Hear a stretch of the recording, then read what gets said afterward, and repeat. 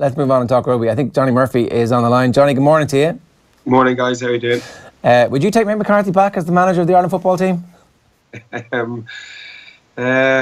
don't know. He did pretty well, to be fair. I think the only thing hanging over him was probably the Roy Keane incident. Would that be fair to say that? Yeah, pretty big thing. Well, that and it wasn't. Well, that. Yeah. Anyway, I took us down a rabbit hole. Let's not. Let's start with Munster. This team have been brilliant over the last couple of years at grinding stuff out, particularly in the last 5-6 minutes of games. And I guess that's why Munster fans will be a little bit worried when they look at what happened yesterday. There's the brilliant performance from them. There's the attacking vigour. There's the a losing bonus point on the road to keep you top of the group. That's all the positives. You just would like to see them, if they're going to be the very top echelon of European teams at the moment, be able to grind out that winning position. Yeah, I think there's probably an underlining issue. It was probably spoken about on commentary yesterday when Dunners were speaking, but probably their discipline just led themselves to they get themselves in really good positions, and then their discipline just affects them at a critical moment. Like even someone like Pete, which is so unlike him, giving away a penalty for 10 metre, giving away Racing at a penalty on the halfway line. He speaks to the touch judge, gets picked up on the mics, and then he's marched 10 yards. That's probably, that's 3 points at the end. Then you'd want them to be able to close out the game, but they end up giving away 2 penalties in kickable position. So that's probably the one thing that is probably affecting them throughout the last 4 or 5 weeks. But I think in general their performance levels yesterday were brilliant. I think Ian Keatley had a great game, probably barring that last kick at the end, which put them under a small bit of pressure. But I think Chris Farrell played really well. Keith Earls, after being sick for a 2-week period, he's really back flying. Not a lot of people know, but he would have lost a lot of weight for he was sick for so long. So he seems to be really flying again. So yeah, they're thereabouts, but I think their discipline levels are something they're going to be really disappointed with. That's fixable though, right? Yeah, certainly. I think there just seems to be a level of frustration in terms of they did so well in the Leicester back-to-back games. For whatever reason, yesterday there just seemed to be a small bit of frustration levels that weren't there, and that just eked out into killing them when it came to discipline. When you look at the Munster performance yesterday, it's probably fair to say that they left it behind them a little bit with regards to the win, but then at the same time it is a losing bonus point, and the position that Racing were in with a couple of minutes to go when they could have gone for the corner, but mercifully really in hindsight took the 3 points. It is a good result for Munster in hindsight, isn't it? Yeah, look, they're still odds on to get a home quarter final.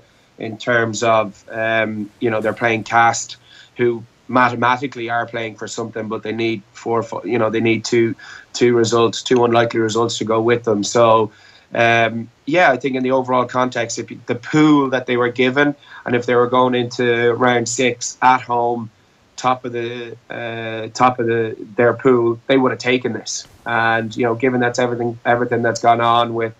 Rassi and the change, all that kind of stuff.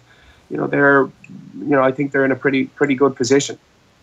It is a real pity when you look at how well Ger and Eoin played in the game that he's playing for the opposition and that he's not going to be part of the Six Nations squad from an Ireland perspective, because that grit, that grizzle, just that level of knowing exactly how to annoy your Munster teammates of everybody to be able to do that. It's like, geez, it'd be good to have that around, wouldn't it?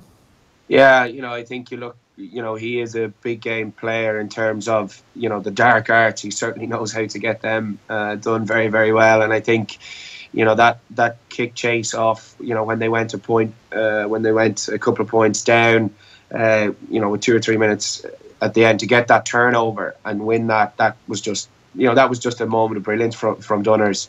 Listen to his post-match interview, hearing him say that he really enjoyed it. He actually probably did, in terms of the physical edge and, the competitive nature that he has. He would have really enjoyed going up. He'd lived with Billy Holland for, maybe 5, 6, 7 years. So going up against Billy like that, it would have been a real competitive personal battle that he would have really enjoyed. There's a Dave McIntyre tweet from the weekend. Final thought after a serious weekend of rugby. Tadhg Byrne and Donnacha Ryan were the best two Irish locks on show. Neither will be considered for the Six Nations. Very hard to justify that. 300 likes for Dave McIntyre. That's unusual. But it's true. The Tadhg Byrne, everybody was raving about his performance. Like the full gamut of all the skills on display. And like we're a really small country when it comes to this kind of stuff. And I understand the rationale behind it, but Tadhg Byrne might be in a slightly different position because he has committed and he is coming home. So he might be thrown into the mix during the Six Nations. He could be in the extended squad purely because of what's coming down the line in 18 months, with the World Cup, that Joe might want him in and around the squad. So he could possibly be in the extended squad just because he's given that commitment. That has happened through a couple of times. I know Niall Morris was in and around the Irish squad when he had committed to come back to Leinster.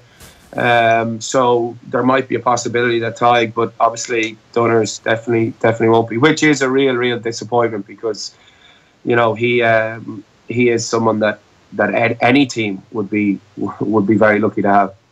What exactly is it about Tadhg Byrne that makes him such an exciting prospect at the idea of him coming home? What does he offer that's different to the current people involved in the Ireland squad? I think it's his versatility around the fact that he can play in the back row and the second row, and his contact skills in terms of offloading. He give him a slight point of difference over other guys in that position. But I do think he is probably a hybrid of a back row and someone like Donnacha Ryan who can really do the dark arts really well, extremely physical in close quarters. But the way the Scarlets play, he's just improved massively, given the freedom to play and try those offloads. I just think he seems to be a very good all-round player. So overall, Munster are going to feel relatively happy about this and their prospects of getting a home quarter-final, because we just know from the history of this tournament that it's not impossible to win it from an away quarter-final situation, but the difference between a home quarter-final and away quarter-final is very pronounced, particularly in recent years. Yeah, massive. That's everyone's goal at the start of the competition. Get a home quarter-final, put yourselves in to see whatever way the draw goes, see where you are in the semis then. But I think Thomond Park quarter-final day is one of the best places to play rugby in Europe. So look, they're odds on. The likelihood is they are going to get. You'd be unsure how serious Cast are going to take in terms of the chance of potentially topping the group. They need Leicester to do them a favour as well. So it's highly unlikely, but they might come and try and play. But I think Munster's performance this weekend lends themselves to certainly getting a good victory this week. Yeah, just a quick word about Leicester didn't manage to register a point against Cast, absolutely annihilated. That wouldn't have happened when you were at Leicester, would it? That kind of, let's send out a team who, no matter who they are representing that proud tradition of the club, who don't score. Yeah, no, it's something that I check the results every single week. I keep up to date with a lot of the past players. Quite friendly actually with two of the coaching staff there. It's bitterly disappointing from a past player's point of view. They just seem to, for whatever reason, they're just not firing, and they're in a position now where a lot of past players are talking about it. Some guys coming out on social media, and which is not, they're not in a good place. I think it's something that should never happen for Leicester as an identity, and to be in a really weird way, and not taking the pressure off my mate, but I genuinely think it's above them. You look at the signings and what's happened over the last couple of years. Just not a whole lot of foresight. One of the big things that I have an issue with is why sign Matt Tamua and JP Peterson at the same time. You're spending, they're your two marquee players. Go buy what you need. You need someone like Donnacha Ryan. You need a hard-nosed second row to be playing week in, week out, and that's what they're lacking at the moment. So. A bit disappointing, but they have to try and fix it over the next few months. Obviously, Leicester have their own set of problems at the moment, but it seems to be a wider issue around the Premiership and their performances in Europe at the moment. And I see Rob Kitson writing in The Guardian yesterday that this could become a wider problem going into the Six Nations, that this symptom of English rugby underperforming in Europe could actually manifest itself when it comes to the England side in the Six Nations, which is great for us to see. But I feel that's a tad bit of an overreaction from Kitson there. Yeah, I think so. I think the one thing you will find about the Premiership and English rugby is that it's a war of attrition, and the injury rates are a lot higher than they are in the Pro 12, and that's just because guys have to play all the time. But the only players that don't have to play all the time are Eddie Jones's top 28, 30 guys, because they have a deal with the PRL. So they're going to get they got a couple of weeks rest over weekends rest over Christmas time. And I think that's, it's not going to be a factor for Eddie Jones. I think he's too smart an operator to let that seep into the group. News this morning that Billy Vanapola is out after getting injured at the weekend, so they're not quite the same team without him. No, well, no team is the same. You look at you look at Saracens, and their win ratio. Someone said on BT Sports that their win ratio when he plays is something like 85%, and when he doesn't, it's only like 55-60%. So. But he's world class. His ball carrying ability it's second to none, and you saw a couple of glimpses of that this weekend. And I think if he had stayed on the pitch, they probably might have been might have got the win that they needed rather than the draw. Let's talk about Leinster. Obviously, stuck 55 points on Glasgow before a not quite full RDS, which I don't really fully understand given how sensational the rugby that they're playing at the moment is. It wasn't really something that they can learn that much from. Glasgow were decent for about 12-15 minutes, but after that it was one-way traffic. Yeah, they've just picked off where they left off last weekend. They're just on a roll now. The confidence levels are extremely high, and I spoke about it last week. Their transition from defence into attack, and even from attack into defence, is incredible. And they just have that. They just have that switch that they click straight away in both counts. They're just an incredible side at the moment, and there's a lot of excitement. You look at probably, if you freeze frame one of the last tries that they get, and you look at the age profile of 5 or 6 of those guys in that picture, you're kind of going, oh my God, this team is going to be around for a long time. And they just need to keep it going now. They are going to Montpellier. It's going to be tough for them, but and I wouldn't be surprised if James Lowe doesn't play this weekend, purely based on the fact that to have an experienced 9 in Gibson Park coming off the bench down in France, as well as Lowe played this weekend. I just think there might be something to warrant in that department. I just want to, so from that Kitson piece, or maybe it was a different piece in The Guardian, talking about Leinster, particularly those back-to-back Leinster wins against English champions Exeter last month, when I thought Stuart Lancaster's team outthought as much as outfought their opponents. And then he goes on to go, the big thing that strikes you as Lancaster extols the virtues of the Leinster schools and sub-academy structure is that luck has little to do with any of this. Top-level coaching practices are trickling directly down the pathway from Joe Schmidt, Andy Farrell and Lancaster himself. Teenage players are being regularly exposed to a consistently higher standard of rugby. Leo Cullen obviously airbrushed from the entire Leinster coaching ticket there by a key member of the English rugby media. Like, all joking aside, it does mean that the chances of Leinster keeping Stuart Lancaster, I mean, they've obviously signed a new deal, but if I'm in charge of one of those English teams, if I'm in charge of a Leicester or whoever, I'm look at the rugby this guy's playing, and look at his knowledge of the game now in Ireland and also in England the whole way through. He must be one of the most attractive coaching options for anybody in the English game in particular at the minute. Yeah, massively. But that's just the nature of the beast. It's a professional sport. He's doing an incredible job, and you're going to be touted from that. It's you play well and then you get opportunities elsewhere, but the onus is on Mick Dawson and Days Newsaford to make sure that he doesn't go anywhere. And I think that's a very important point from Leinster's perspective, that they need to make sure that he stays put. The fact that Leo doesn't get mentioned there, look, he's an English journalist, he's going to talk up his own, that's just the way they are. But Leo is an extremely smart operator, and Leo, having played with him in Leicester, would have picked up a lot from playing under Paddy Howard in terms of developing a squad, because that's exactly what Paddy Howard did. He had probably about 35 to 45 guys that he trusted to go play and win anywhere. And I think that's what Leo has done within the Leinster squad. It's taken a while, but he doesn't care. He'll throw anyone from 1 to 45 in, and he thinks that they're going to perform, which I personally think, having been there and seen Leo and how he was within that group, that has come from something that Leo has been a part of before.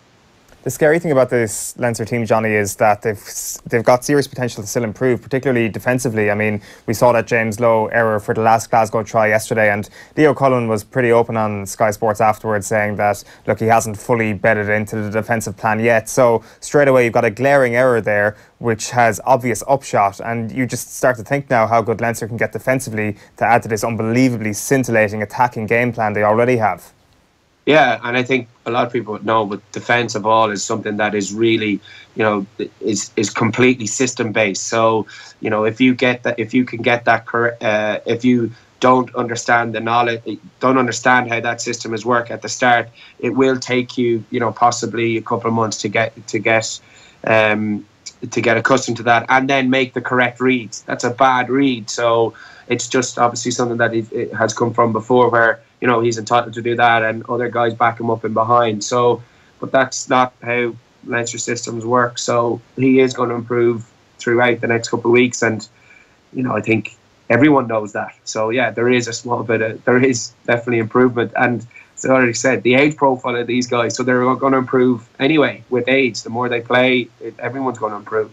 Yeah, I think Lowe's only 25 as well, and he's the granddaddy of that back. Obviously Ethan Asewa is, but if Ethan's not in the team, then they are unbelievably young, and the potential is huge. I just want to talk a little bit about Ulster as well. Obviously we've had these concerns about whether or not Rory Best is going to make it all the way to the World Cup, and then he puts in a performance like that against La Rochelle where he's man of the match, where as they're chasing like 78, 79 minutes in, and you're looking for people to get up and chase a kick, he's the first one arriving on the scene at the end of that. It's real it's heroic stuff from him, and it was a huge win from an Ulster perspective, because so often we've thought, is this team, did they just quit on their coach and then they come back with a performance like that, which clearly suggests that they're not quitting on Les Kiss at this stage? Yeah, I think Rory's obviously been in and out over the last couple of months, so I think it's losing a leader like that is massive. He's their talisman, and they put in a really good shift this weekend, and Best, he's a proud Ulster man, and I think probably what has been said over the last few weeks about questioning players and like that, whether they're giving up on their coach, would hurt guys like that. And I think that was a performance that showed that they wanted to put it in, not only for Kissy but for themselves, to try and shut probably the media up in terms of what they're saying about them. Yes, Stockdale also not bad, and happy to get involved in the scraps with one of those big props as well at one point. Yeah, it's always a good sign when you see a back three player jumping into. But then look, that's a sign of unity. Some guys actually plan some stuff that you kick something off very early to try and intimidate people. Nothing's thrown, but you have a presence there and everyone's in, and I think it just creates a small bit of a sense of unity about the group. Good finish from him as well to get in the corner. There was not that much space, so he brushed off the fact that there was a setback against Leinster where there's a couple of tackles missed, and you're always looking for young players to bounce back from that kind of thing. Yeah, definitely. Look, his finishing ability is never in question, and he's a big boy, so I think probably when he misses a couple of tackles, there are questions asked. But look, he's on a high. He has performed pretty well in a team that hasn't been performing pretty great. He's had errors, and unfortunately in the back three, when you make an error, everyone can see it. So puts you under a small bit of pressure, but good to see him put in another performance this weekend, and good for Ireland going into Six Nations. Was there anything you saw on Saturday that would suggest that all these worries we had around Ulster's pack might now be coming to an end? Obviously, you mentioned Rory Best, and Rodney Ayew made one brilliant carry as well. But when it came to scrum time, it still seems like a bit of a worry, particularly early on in that game, that they're not going to be able to go and have this solid foundation and actually qualify top of this group as a result of that. Yeah, look, there is something that probably they do lack in terms of scrum time. But like again, they've been missing Bestie. But yeah, look, I think there is a slight worry over them, and the important thing for Ulster now is that they are still in a position where they could possibly not qualify. It is unlikely, but mathematically, if they went down and had a bad loss over in the Rico against Wasps, they could find themselves struggling to get out of the pool, given that Quins are heading to La Rochelle. That could be any kind of score, because I doubt that Quins are going to bring any of their first teamers over there, given the position they're in. So they need to back it up now. I think that's something that everyone has been speaking about. They put in a good performance, or they drag themselves out of the abyss in Europe, 2 good wins, and then they have the Interpro series and they're a bit all over the shop. But they ground out a performance against Munster, and then they've got 2 really bad performances either side of that. So they need to back it up this weekend, and if they do back it up, then you can probably stop asking questions of where they're at mentally. Yeah. And that'll be good, a bit of stability there. We've obviously been doing our depth chart, our power rankings ahead of the Six Nations. Time is ticking on this one, so we're going to look at the centres today to get your thoughts on it. We're going to start with inside centre, and I mean, if Gary Ringrose was fit, this would all be really difficult to decipher exactly what was going to happen. But Robbie Henshaw is our pick for starting at number 12. Roy Scannell, Stuart McCluskey, and then Darren Cave, I think, is just there because we needed a 4th person on the list, because there's no way he's getting near that squad after his performances. Obviously, the main issue here is not that Robbie Henshaw, where's he going to start? It's like who plays 12 and who plays 13 when it's him and Bundy. I guess we can have may as well straight look at the outside centre one as well, because that'll kind of give you a sense of where the debate is. Bundy is the clear lead. Gary Ringrose obviously out injured at the minute, and then Chris Farrell, I think, will have done his case a world of good by getting back into form and playing well, and getting back fit and back into form straight away as well. So really, you'd say it's Bundy Aki is definitely going to start alongside Robbie Henshaw. Yeah, I think probably Robbie be 12 and Bundy Aki be 13, and then you'd be Chris Farrell be their 3rd choice. But they would be the 3 now for me, that no matter what happens, if one of them gets injured, if Bundy or Robbie get injured in this round, then I would think you'd probably find that Chris would probably either shift into 12 or 13, and Bundy they'd swap around. I just think Chris's performance over the last couple of weeks have put him probably ahead in terms of Rory Scannell and himself, and he's kind of a bit more of a like for like in terms of the way Joe would play Robbie if Robbie got injured. That it's the ball carrying ability and then kind of more offloading. So that kind of option would probably lend itself more to Chris Farrell going straight in at 12. And then leaving Bundy at 13. But yeah, I'd have Robbie at 12 and Bundy at 13. But I'd be swapping them kind of in and around different things for different plays, which is easy enough done in the centre. You mentioned like for like when it comes to Chris Farrell there, and that's certainly true when it comes to a skill set. But does he also provide something different just because of his physique? He looks like a flanker almost. Yeah, he does. He's a massive man, and I think you saw yesterday when someone so big runs those lines close to the line, and you've got someone who's playing so well like Keats or Johnny, they can pick those short lines out really, really easily, and creates a lot of inroads. So he does have a point of difference just given his size, and going to France first up is something that's not going to be daunting to him in any way, shape or form. He knows French rugby so well, so that obviously has another plus in terms of if anything did happen, one of those 2 guys. So none of those subs are actually going to make the bench. What happens at centre if one of them gets injured in the middle of a game? Is it like does Jordan Larmour make the bench because he can play full-back wing and maybe they think he can play in the centre? I would probably think that it would be Keith Earls gone into the centre. I would have thought they've used that before, and Earls he's played international, probably a decent amount of international rugby at 13, so that'll probably be the quickest fit. But that would be my choice. But yeah, it'd be a big ask to throw Jordan Larmour in there. at 13 if something did happen very early in the game. But Joey Carberry maybe making the bench on that basis. That I don't know. I think you've enough versatility. I think Ian Keatley covers 15 as well. He's played some European Cup games, and I think he's played. I think he covers 15 when he's been on the bench before. So yeah, okay. No, look, I think it was probably smart from Leo